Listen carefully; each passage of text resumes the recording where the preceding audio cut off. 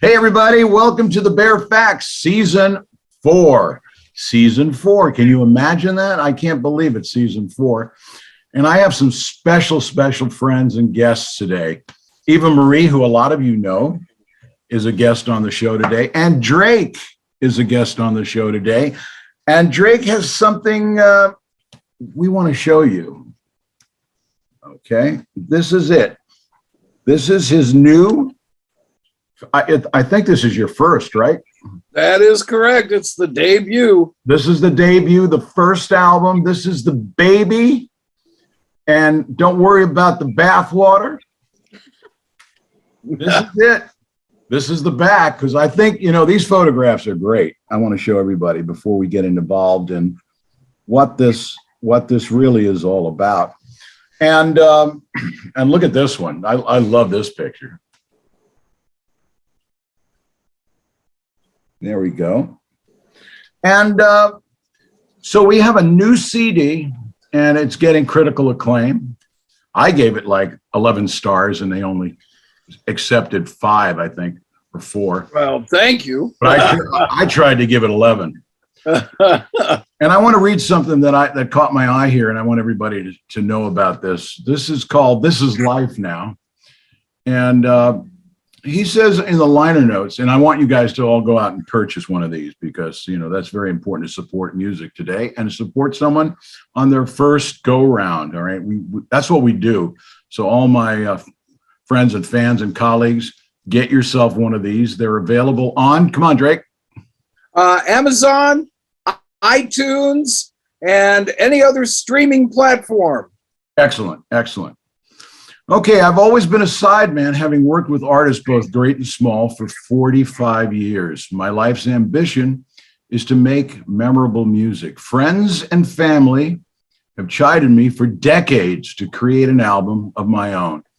Yet life often gets in the way. What got in the way, Drake? Yeah, life, you know. Sometimes musicians need to make a regular income. Okay. Sometimes they need to stick close to home. And those priorities can get in the way of your career path.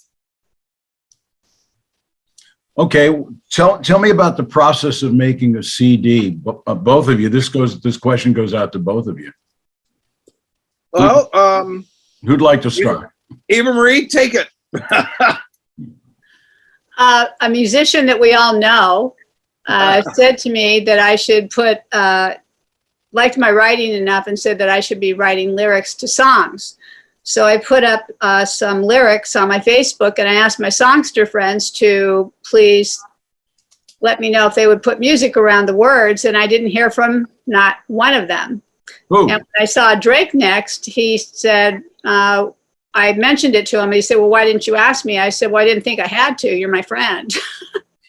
So, you know, it was one of those things where you feel, you know, it's just like, well, why didn't you ask? Well, why didn't you ask me? Well, why? We never worked together in musically. We've done some stuff, but he took the lyrics and I asked him to please expedite it because it was a gift. And he came up with some beautiful music, and Frank was a big part of that for Free My Soul, which is the first song on the album. Okay. Yeah. Who is this guy, Frank? Frank Symes. Yeah, Frank Symes is a longtime friend and collaborator.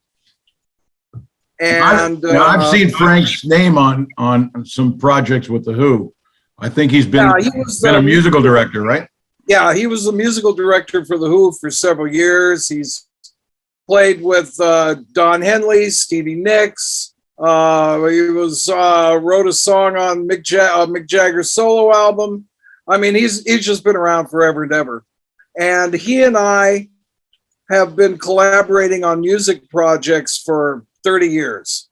Okay. And through that, developed a real close friendship. So when it came time to record this first song, Free My Soul, he was my go-to guy. I said, Frank, I've got this music. Let's put it together. Help me put it together. And he was all in. He's been very, very supportive of me throughout the years and had encouraged me to come out with my own stuff. And well, this was the genesis of it. Okay. And so we knocked that out, and it came out so well that the three of us decided, well, let's do some more. And the next thing you know, we have an album. Well, I got to tell you, I'm going to read a couple of the lyrics. Well, not the lyrics, but some of the titles here on this album that caught me. "Free My Soul" is a great song. I mean, I feel like I'm a part of that in some strange way. And I really You get a special thanks. yeah, I got a special thanks on that. Yeah, you got credit on the record. not that I was, and I got a free record too. Not that I was, but I did buy one too as well. Yes, he did. Yeah. Right on. Yeah. But I want to say that, you're a great lyricist. You really are. One of the things I will tell you before we get into some of the titles on this record is I remember having that conversation with you and you not realizing how good your lyrics really are. Mhm. And I got to tell you, Drake, when I sat down with Eva-Marie, I said, okay, let's just take an Elton John song called "Madman Across the Water," right? Made me cry. And I said, all right, let's take that for example. I said, Eva-Marie, do you know who Bernie Taupin is? And she said, Bernie, who? Is he an accountant? Is he an accountant or an agent? Yeah. That wasn't that bad. And I said, no, he happens to be the lyricist for every Elton John. Well, not everyone, but practically everyone. Maybe 95% of everything that Elton's ever done, Bernie Taupin is the lyricist of. And I said, your stuff is as good as Bernie's. Let's take this line. There's a boat on the reef with a broken back. That's from "Madman Across the Water." And I said, let's take one of your lines. And we grabbed one of the lines out of one of the songs. And I went, the only difference between yours and Bernie's is that Elton's not putting music to it. So go find somebody that can put some music to this. And it's going to be really special. And luckily, you guys have known each other, and this was like all the planets were aligning for you two, because this is a really good kinship. Now tell me, how'd you come up with the title "This Is Life Now"? Well, once we started digging into it and we started getting these songs done, each song is pretty much a standalone story unto its own. Okay. And all the stories are about some degree of the human condition. Mhm. And once we started assembling and these songs started getting completed, there's one song, the second song on the album is "This Is Life Now." And the more I thought about it, the more that seemed to be the theme that ran through the entire album. So pretty much the title just kind of wrote itself. Okay. After that, you have a song called "Rosie." Mm. And Rosie, if I know what it's about, is about somebody that you knew that was passing and that was terminally ill. Yes. And what I want to tell the folks that are listening to this, what's really interesting is just recently you had a chance to meet with this man who passed away from cancer. This man's son. 39-year-old son, Ellison. And Drake got to meet him as well. And to give him it must have like made such a great impact on him that you wrote a song about his dad. It did, and I was afraid he wasn't going to like it because I didn't hear back from him for 12 hours. You know me, I'm impatient. For 12 hours, right? Because I Facebooked him, I emailed him, I called him, and then finally he texted me and he sent a picture of me with his dad at a Halloween party, his last Halloween. It'll be 20 years this June that his dad died of stage 4 cancer. And in talking with him, he's a very elegant 39-year-old. He really is. He's very thoughtful. He's very kind. And he said, he told me some personal things that we talked about his relationship with his father at the time. He was 19 going on 20 when his dad died. And he said, this year I was thinking about it a lot. So when he got the message from me and then he heard the song and then he realized Walter Trout's involved with it, playing his incredible guitar. And Dave Estes, am I pronouncing that correctly, Drake? Osti, thank you. Sorry. He was very moved, and he told me that he's shared it with some of his aunts and their reaction. For me, it was just hard to even stay together because I knew his father, and I don't remember Ellison from the funeral. So it was just to be able to give someone a gift like that goes on for generations is an incredible feeling. It's a beautiful gift. It's really a beautiful gift. And having said that, another friend of mine plays on this track, Walter Trout. And a lot of you people know who Walter is because he's probably one of the premier, blues guitar players. And he has had some life and death struggles. He's a liver transplant recipient. He's a fabulous human being. I mean, he goes above and beyond. I've had the pleasure of working with him. He plays on my album, and he's a really good dude. He's a really, really good dude. He has a really good band, and I'm really glad he got to play on this record for you, Drake. Given his life experience, he was able to bring that to this really poignant track. Right. And, I was real gratified that he consented to do it. I mean, we've known each other for a while. We're kind of compatriots of the road, as it were. And, in passing, I've played on his records, and, it was really gratifying to have him contribute to this. It's really nice. The blues community is a great community. And, even though there's a lot of people that are jealous of certain people, we won't go into any of that, but there's all that stuff. But, that being said, at the end of the day, it's an American thing. The blues are an American tradition. The blues came from America. I mean, you can have blues in Italy, you can have blues in Spain, blues in England. They all copied us.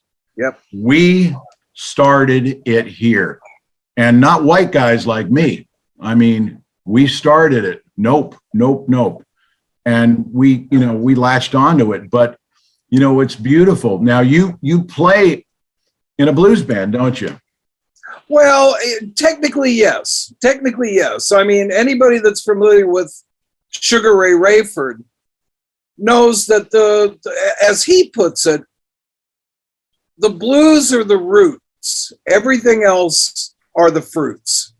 And, yes, we do some very traditional blues, but, we also do soul-based blues and straight up soul music. But as he said, it's all part of the roots, and the roots are the blues. The roots are the blues. So if someone was going to ask you about your record, This Is Life Now, and they asked you to describe it, what would you say? What is the music? What category can you put this in? So unfortunately, there really is no one category it can go into. Yeah, I had that problem. That's why I'm asking you. It is, Eva-Marie wrote such tremendously expressive and emotive lyrics. And each one of them could be a concept for an album on its own. Agreed. And for me, this experience was 180 degrees from how I usually write.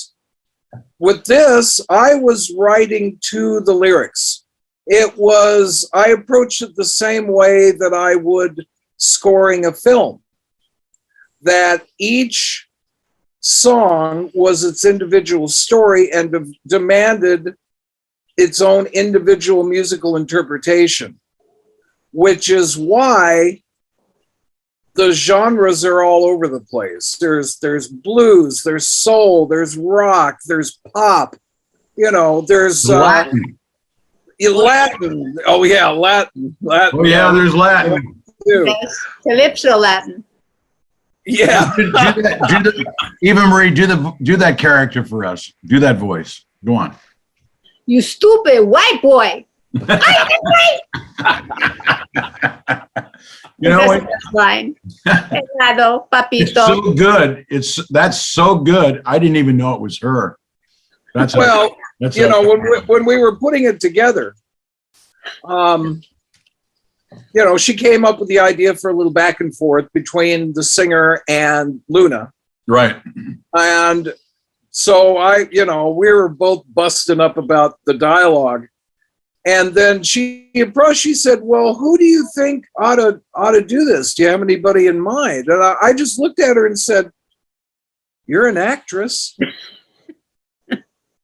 There you go. That's true. So act, and she just knocked it out of the park. And we had a hell of a time recording it because we just did it at her apartment and just had a hell of a time trying to get it in the can because we just kept laughing. No, you kept laughing. Well, and then it would make you break character and and it was such a fun experience because I was just howling. It was all I could do to stifle the laughter while she was trying to do a take. It was such great fun. And the fact that not only did she write, the lion's share, 10 out of the 11 songs, but she performed on a couple and did them in a way that I think only she could do. Oh, thank you. And so that's, that just adds to the whole magic and kismet to the whole project. Yeah, I think it's kismet is a great word, and magic is a great word. So, how did you get through the whole COVID thing? To be able to do music and be able to, be present for playing, and it's been such a rough time for everyone, not to mention musicians who really got kicked in the teeth. How did you get through it? Well, I maintained that musicians, particularly touring musicians, were the first ones to lose their jobs, and by God, we're going to be the last ones to get them back. That's right. And Eva-Marie was in the same boat. She couldn't go out on auditions. Everything was shut down. Everybody in any kind of performative, creative arena was affected. Yeah. But you can still make music. You might not be able to perform it in front of people. And, I'm not real good with the whole internet thing and all that. It's a little weird for me. But to actually sit down and work on a project was so rewarding. And I'm particularly doing it with, two of my closest friends. I don't know, Eva, what about you, Eva-Marie? I just thought, for me, I've said this to other friends, and I think I've even said this to you, Richard. I've looked at the whole pandemic, the whole shutdown thing as a real blessing in a lot of ways. I've been able to, and I think a lot of people through Zoom, which is what we're doing now, I've met people from around the world. I've been able to do readings. I've been able to meet people I never, ever would have met. And I never would have gone through this process, I don't think, if COVID hadn't happened. So for me, it's been like being in school in the most fun of ways. So Drake, are you going to put a band together and go out and get some gigs and support this album? And what are your plans? Right now, I'm the musical director of the Sugar Ray Rayford Band. Okay. Kind of busy. And right now, that has to be my priority, particularly with, coming back after the whole 2-year shutdown thing. We were poised to make a big move before the pandemic hit. Sugar Ray had been nominated for a Grammy. He'd won multiple blues music awards, new management, new booking. We were set to go. And the only thing that was going to stop us was a pandemic. And by God, that's what happened. Yeah. So for right now, my priority, we're just starting to ramp up. And we've got a couple of big showcase shows and that kind of stuff. Once that starts to stabilize, I am definitely want to start performing some of these songs. And Sugar Ray has been very generous with me. Not only has he encouraged me to sell my CDs at his shows, but he has also approached me that, he's also promoting a new album. And so that's got to be the priority right now. But on down the line, he's offered to, hey, maybe we can throw a couple of the songs off your album into the set, Wouldn't that be nice? Yeah. Well, it's a great band, and it'd be well positioned to be able to do these songs justice, Yes. And there's also the possibility with Frank Syme's band, Top Cat, that hasn't been, I don't think, fully discussed, but a possibility that might happen too. Since Frank has a band that I've been a part of for a lot of years with some really great players. Walter Trout's drummer, Mike Lazier, is in it. Sure. And a marvelous bass player. And it's a great band. It's a great, fun band. But I have approached Frank about it, and he said, let's see what we can do. So those are two possibilities to actually get these songs out. As far as touring to support or anything like that, I mean, what a headache that can be. To all of a sudden be the boss and be in charge. And I mean, it's bad enough as musical director for Sugar Ray Rayford Band. But I'm open to anything. I mean, who would have thought 2 years ago that this album would have even happened at all? So I'm not closing myself off to any possibility at all. Well, that's great. And because I think before we end today, and we're gonna close down very shortly, I think a couple of these would be great songs in movies, as well as in kind of TV things that are happening. So I think you should look into some of that stuff. I think the last track on this record, "Jump the Train," is probably my favorite because it's so powerful for me. So I just want to thank you guys for being on the show today. This again is the thing that you guys got to go out and get on iTunes and Amazon and Spotify. All the usual suspects. All the usual suspects, right? And thanks for making a great record, guys. I mean, my hat's off to you. You made a great record, and that's not often done, especially on a debut record. You're kind of up against the wall, but you really did a great job, Drake. And I think you did a phenomenal job singing it. I think you did a phenomenal job playing it. Your heart was in the right place. You got the right people on it. And I got to tell you, Eva-Marie, those lyrics are amazing. Amazing. And the look of the record, the look of the cover and everything. And I think you had your son do some graphic work on this, and Dylan Bocanegra. Dylan Bocanegra is all over this one. So guys, and not only that, but as it says in the liner notes, you know, if it was up to me, it would just be a silver CD and a piece of cellophane or whatever. You know, what do I know? But Eva-Marie's the one that came up with the concept for the design. She did all the photography except for the photograph of her. She supervised the graphics and, you know, all credit to her. My God. Yeah, it would have never phenomenal that turned way. out the way it did if it wasn't for her input.